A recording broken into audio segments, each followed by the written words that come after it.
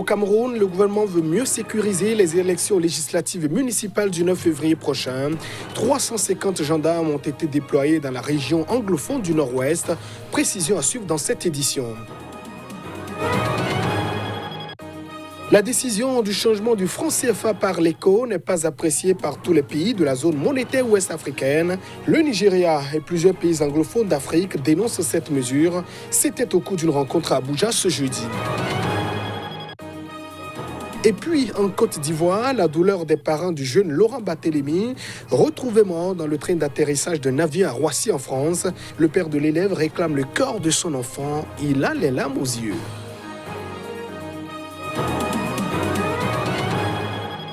Et voilà pour le sommaire de cette édition. Merci de nous choisir pour vous informer. Les élections législatives et municipales au Cameroun sont prévues pour le 9 février prochain. Le gouvernement a donc décidé de renforcer la sécurité dans les zones anglophones notamment. C'est la raison pour laquelle 350 gendarmes ont été donc déployés dans la région anglophone du Nord-Ouest. Voici donc les précisions. Bamenda, chef-lieu de la région du nord-ouest du Cameroun, a reçu un contingent de 350 gendarmes pour sécuriser les élections du 9 février prochain.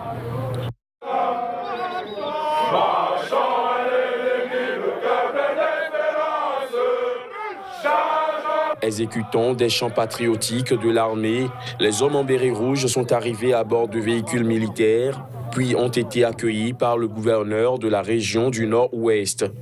En présence des 7 préfets que compte la région, le gouverneur a rappelé aux hommes en tenue qu'ils y sont pour accomplir 2 missions, à savoir le renforcement de la sécurité, c'est-à-dire la protection des personnes et leurs biens, mais aussi le bon déroulement des élections législatives et municipales du 9 février prochain.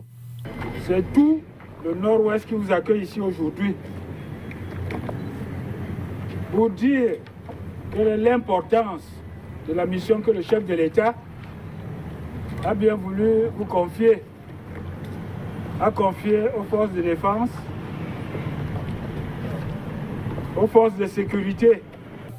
Pour le commandant de ce détachement, ces missions émanent de la volonté du chef des forces armées de voir les élections se dérouler dans de meilleures conditions sur l'ensemble du territoire national. Rappelons que Bouéa, le chef-lieu de la région du sud-ouest du Cameroun, a également reçu il y a quelques jours un contingent de gendarmes, toujours pour les mêmes objectifs.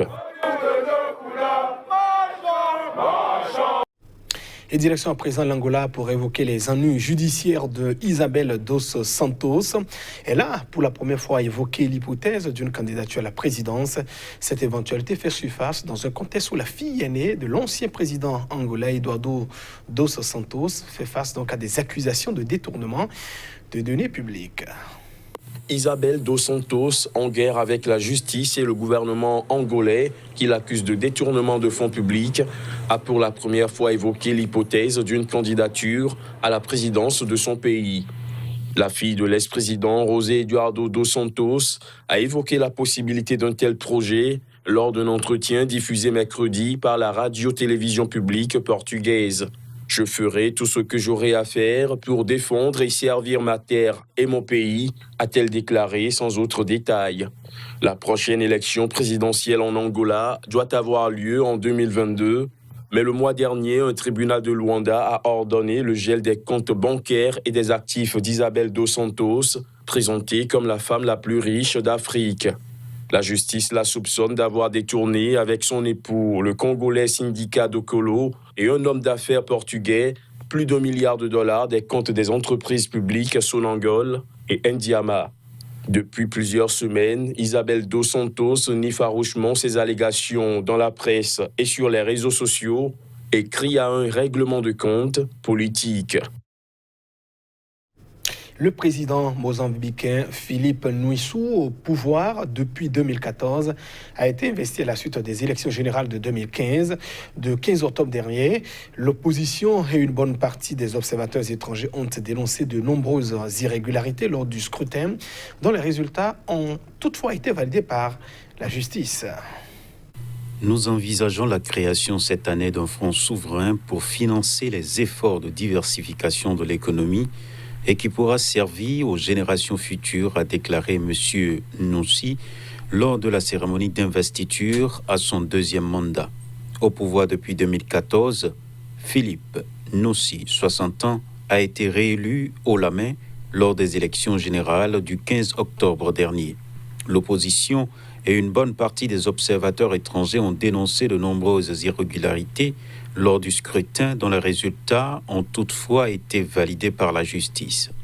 Considéré comme un des pays les plus pauvres de la planète, le Mozambique est englué dans une grave crise économique et financière aggravée par des emprunts cachés qui nourrissent des allégations de corruption au plus haut sommet de l'État. Noussi a lui-même été personnellement mis en cause dans ce scandale lors d'un récent procès aux États-Unis. Maputo espère bientôt tirer profit du gigantesque réserve sous-marine de gaz découverte au large de la province de Cabo Delgado, au nord du pays, en proie depuis 2 ans à une insurrection islamiste meurtrière pour devenir un des principaux exportateurs au monde à l'horizon 2025. Il a à peine évoqué les violences djihadistes dans le Cabo Delgado qui ont tué plusieurs centaines de civils et la vague d'attaques récentes survenue dans le centre du pays, attribuée à une faction dissidente du principal parti d'opposition, le Renamo. Et en bref, et en image à présent, le Nigeria et plusieurs pays anglophones d'Afrique de l'Ouest, membres de la zone monétaire ouest-africaine, ont dénoncé jeudi à Abuja la décision de remplacer le franc CFA par l'ECO. Ces pays affirment qu'elle n'était donc pas conforme au programme adopté récemment par l'ensemble des pays de la CEDEAO pour mettre donc en place une monnaie unique. La zone monétaire ouest-africaine est composée du Nigeria, du Ghana, du Libéria, de la Sierra Leone, de la Gambie et de la Guinée-Conakry. Selon un communiqué publié à l'issue de cette rencontre extraordinaire entre les différents ministres des Finances et les gouverneurs des banques centrales, ces 6 pays ont noté avec préoccupation la déclaration visant à renommer unilatéralement le franc CFA en ECO. Et puis, direction le Soudan à présent, où le chef des renseignements généraux a démissionné. Le général Aboubakar Mustafa a rendu le tablier après la mort de 5 personnes. Les victimes ont été enregistrées lors de l'assaut des forces gouvernementales contre les 2 bases des services de sécurité près de Khartoum, la capitale. Le général Abdel Fattah al-Burhan, à la tête du Conseil souverain, un organe chargé d'assurer la transition post-Béchir, a annoncé ce mercredi la démission du chef des services des renseignements, le général Aboubakar Mustafa. Nous lui avons demandé de nous donner une lettre de démission manuscrite, ce qu'il a fait. Nous sommes désormais en train de l'examiner, a expliqué Burhan à la télévision d'État. Le porte-parole du gouvernement avait fait état d'un début de rébellion lancé par les membres de l'ex-unité des renseignements généraux qui rejetaient la somme qu'ils avaient reçue pour leur retraite. Les troupes des forces de soutien rapide de l'armée ont pris d'assaut les bases au milieu de tirs intenses. 2 soldats ont perdu la vie et 4 autres, dont 2 officiers, ont été blessés. 3 civils appartenant à la même famille ont été tués par balle près d'une des bases lors de l'assaut, selon des médecins proches du mouvement de contestation qui n'ont pas donné plus de détails sur les circonstances de leur mort. Dans son discours à la télévision d'État, Burhan a indiqué que cette mutinerie a été lancée par la branche militaire des renseignements sous le régime de Béchir. Les nouvelles autorités considèrent qu'une branche militaire au sein des renseignements n'est pas nécessaire, a ajouté Burhan, étant donné que l'objectif de ce service est de collecter les informations et de les analyser. 40 personnes impliquées dans l'incident se sont rendues. Une enquête a été ouverte. Le procès de 2 chefs milices et de 29 de leurs hommes pour leurs diverses responsabilités dans le massacre en 2017 de nombreux civils et le meurtre de 10 casques bleus dans le sud de la Centrafrique s'ouvre à Bangui. Et les accusés comparaissent donc pour le massacre de nombreux civils selon le dossier d'instruction lu par le greffier qui n'a donc pas précisé le nombre exact d'avocats. Les précisions. Crépin Wanakam et Kevin Béré-Béré, connus sous les noms de guerre de Pino Pino et Béré-Béré, sont assis au premier rang du banc des accusés de ce procès qui devrait durer 1 semaine. En tout, les 31 accusés sont jugés par la cour criminelle du tribunal de Bangui pour crimes contre l'humanité, crimes de guerre, pillage et meurtre, a précisé à l'agence France-Presse le procureur de la République, Éric Didier Tambo. Les accusés comparaissent pour le massacre de nombreux civils, selon le dossier d'instruction lu par le greffier qui n'a pas précisé leur nombre exact, ainsi que pour le meurtre de 10 casques bleus, 6 Marocains et 4 Cambodgiens. Le général Pino Pino et le lieutenant Béré Béré étaient à la tête d'un groupe armé qui a notamment attaqué le 13 mai 2017 le quartier de Tokoyo et une base de l'ONU dans la localité de Bangassou. Selon l'ONU, l'assaut avait fait 72 morts, 76 blessés et 4400 déplacés. Les membres de la communauté musulmane qui se trouvaient dans l'église catholique de cette ville avaient été particulièrement visés. Si la signature d'un accord de paix le 6 février 2019 entre le pouvoir de Bangui et 14 groupes armés a permis une baisse significative des affrontements, le pays reste secoué par des combats réguliers. Béré Béré s'était rendu le 21 janvier 2018 au casque bleu de la base de la mission des Nations Unies en Centrafrique MINUSCA, déposant les armes pour réclamer leur protection contre son lieutenant Pino Pino qui s'était retourné contre lui. 4 mois plus tard, Pino Pino avait été arrêté en République démocratique du Congo avec 33 membres de sa milice, puis extradé à Bangui. Leur présence à ce procès témoigne que la justice centrafricaine réaffirme sa volonté de lutter contre l'impunité, a réagi mardi auprès de l'agence France-Presse le président de la Ligue centrafricaine des droits de l'homme. Et direction à présent la Côte d'Ivoire, précisément dans un quartier d'Abidjan, pour retrouver les proches du jeune Ivoirien de 14 ans retrouvé mort dans le train d'atterrissage d'un avion qui reliait Abidjan à Paris. C'était la semaine écoulée. Ses parents partagent leur douleur après le drame. Le père du jeune Laurent Barthélémy Guibaï espère voir le cœur de son fils. Nous l'écoutons.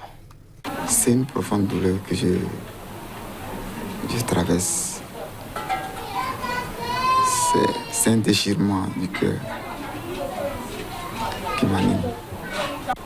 Je n'ai nulle part ailleurs pensé un seul instant que mon enfant qui ne connaît même pas Adjamé, Treichville, Massi, Marcoy, ainsi de suite, jusqu'à même l'aéroport, pouvait se retrouver là-bas. Je vais voir le corps de mon fils. Que ce soit ici, comme en France, s'il y a une possibilité d'aller voir le corps de mon fils, c'est ce que je souhaite. L'enfant était toujours souriant, il était heureux, il était à l'aise ici, à la maison, avec ses parents, avec ses amis. Je n'ai pas compris comment est-ce qu'on peut aujourd'hui le traiter d'un enfant clandestin qui puisse aller se retrouver sur le terrain d'atterrissage d'un avion. Qu'est-ce qui manquait? Qu'est-ce qui lui manquait? Il ne lui manquait rien. On ne comprend vraiment pas comment se fait-il qu'aujourd'hui on peut l'appeler un passager clandestin. Bon, parce qu'un passager clandestin, quelqu'un qui voit que les conditions dans lesquelles ici il est ne pas bien, pouvoir aller chercher le meilleur ailleurs.